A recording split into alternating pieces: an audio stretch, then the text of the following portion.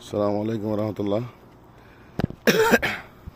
আমরা আজকে শনিবার জবলে নূরে উঠতেছি। এখন ফজর নামাজের পরে দেখতে পাচ্ছেন, এখন আমরা জবলে নূরে উপর দিকে যাচ্ছি। অনেক উপরে দেখতেছেন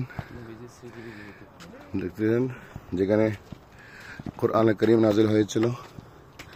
আল্লাহ প্রিয় নবীর দীর্ঘ 5 বছরের ধ্যানমগ্ন হওয়ার যে পাহাড়, যেখানে মা খাদিজাতুল কুবরা রেগুলার নবীজির নিকট এসছেন।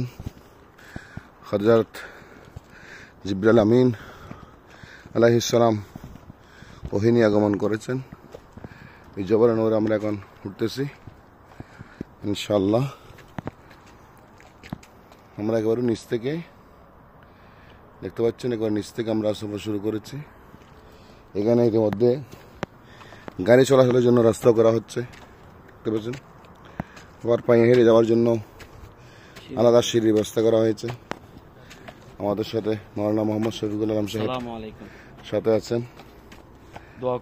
আল্লাহর প্রিয় নবীর স্মৃতি বিজড়িত এই জবলে পাহাড়ে আমরা উঠতেছি। আসলে পাহাড়ে ওঠা অনেক কঠিন কাজ।